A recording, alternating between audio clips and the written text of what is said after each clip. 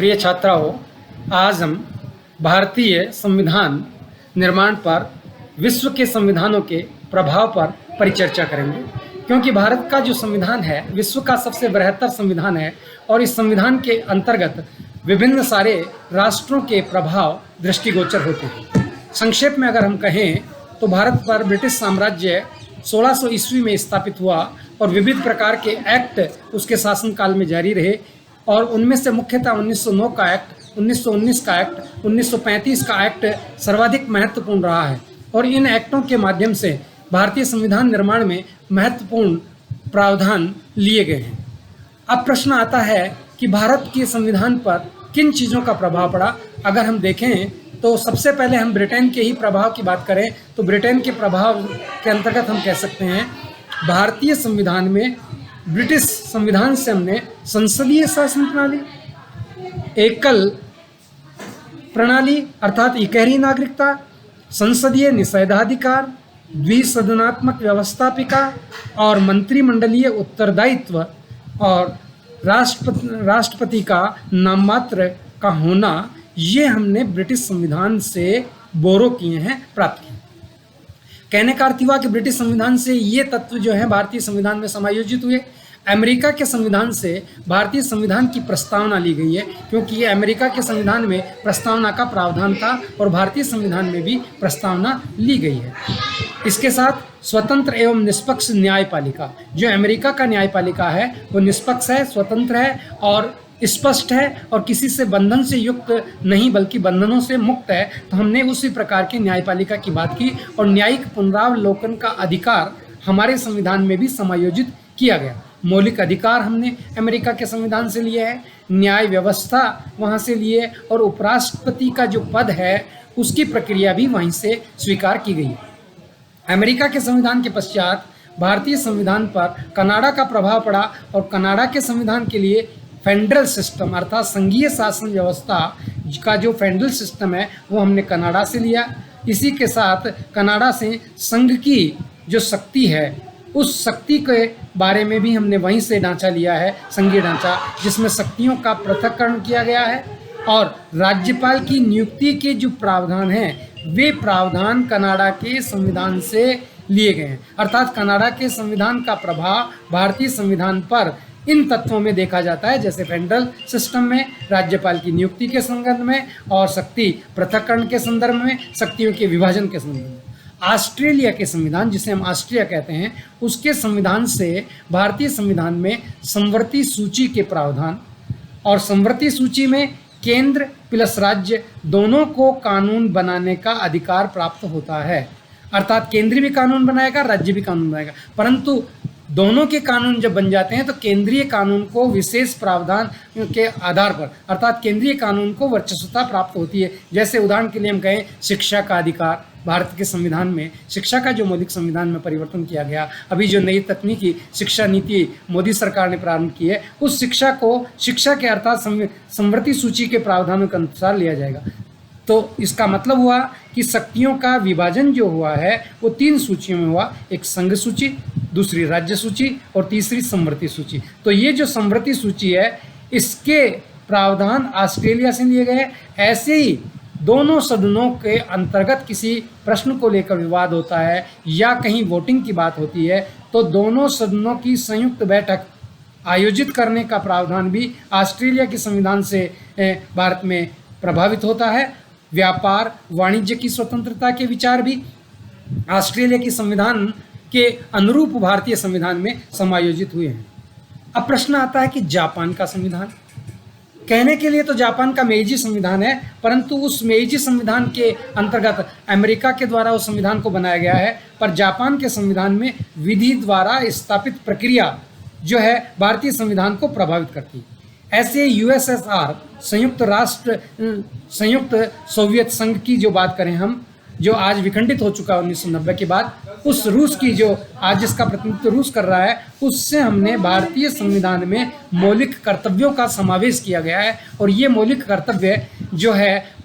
1970 में भारत में आपातकाल के दौरान लागू किए गए। और ये जो आपातकाल के दौरान लागू किए, संविधान की मूल प्रस्तावना में 3 शब्द आए, जिसमें पंथ निरपेक्षता,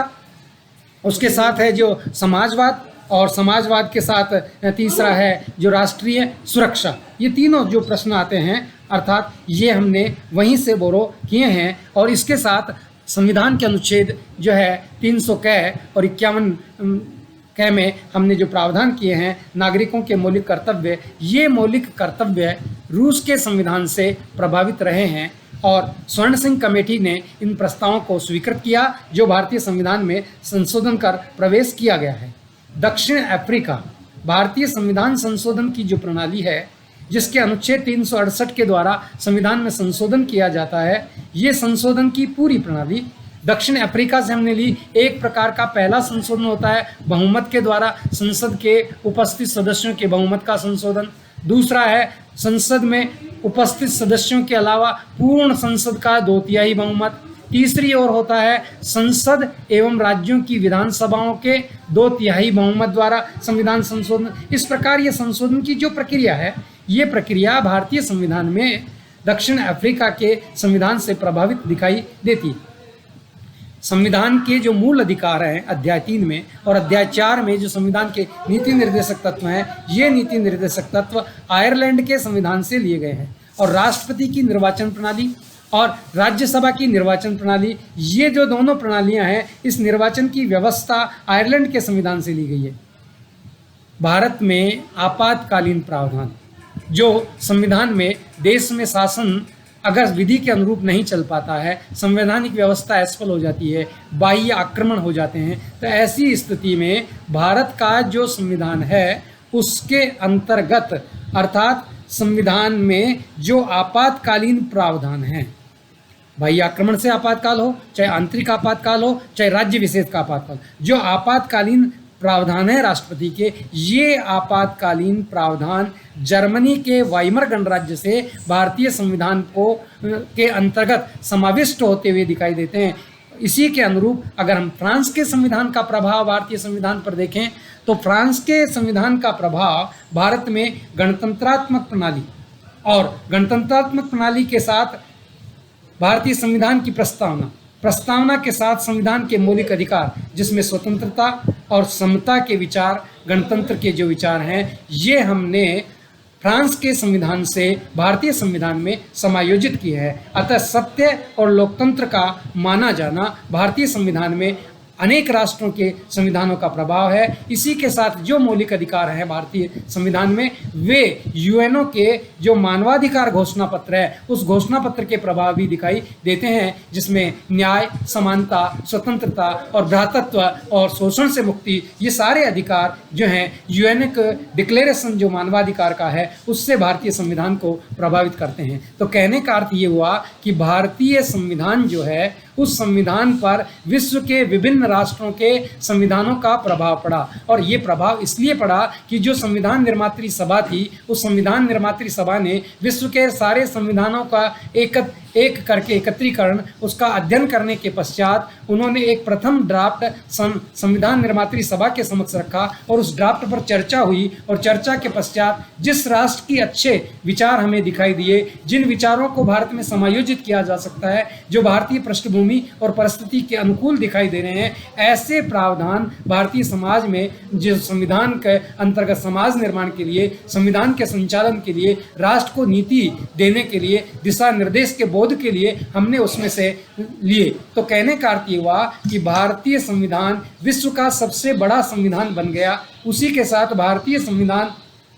बड़ा संविधान होने के साथ विश्व का सर्वश्रेष्ठ संविधान बन जाता है, क्योंकि विश्व में जहाँ जहाँ अच्छे विचार बिखरे हुए थे, उन सारे विचारों का एक प्रकार से संकलन भारतीय संविधान में किया गया और भारतीय संविधान विश्व का सर्वश्रेष्ठ संविधान हम मान सकते हैं। और इसी के ऊपर जो आरोप लगाया जा सकता है, वो आरोप की दृष्टि से अगर हम कहें तो हम ये कहेंगे कि भारत का संविधान भारतीय संविधान न होकर के विश्व के संविधानों का प्रभाव है। इसलिए कहीं का ईंट कहीं का रोड़ा और भानुमति ने कुनबा जोड़ा, भारत का भारतीय संविधान में कोई योगदान नहीं दिखाई देता, ऐसा भी आरोप लगाया जा सकता है। अगर बौद्धिक या बौद्धिक संपदा अधिनियम को लागू किया जाए तो भारतीय संविधान के द्वारा विश्व के राष्ट्रीय संविधानों को हम कुछ देंगे, अर्थात वो हमसे कुछ प्राप्त कर सकते हैं। ऐसी स्थिति में भारत का संविधान कहने के लिए भारतीय है, पर व्यवहार में देखा जाए तो विश्व के विभिन्न संविधानों के प्रभाव से प्रभावित संविधान है, और किसी भी संविधान से अगर कोई प्रभाव लिया जाता है तो उसका कोई फर्क नहीं पड़ता, क्योंकि अच्छे जो विचार हैं विश्व में कहीं भी हो उन्हें लिया जा सकता है। ये भारतीय संस्कृति है, वसुदेव कुटुंबकम की संस्कृति है और श्रेष्ठ विचारों की संस्कृति है, और हर प्रकार के श्रेष्ठ विचार ग्रहण किए जाने चाहिए, जिन विचारों के माध्यम से राष्ट्र का विकास हो, मानवता का विकास हो, विश्व का विकास हो। ऐसे विकासात्मक विचार कहीं से लिए जाते हैं तो इनमें कोई किसी प्रकार का दोष दिखाई नहीं देता है। पुनः आप लोगों को धन्यवाद। कल आगे के वीडियो में हम चर्चा करेंगे।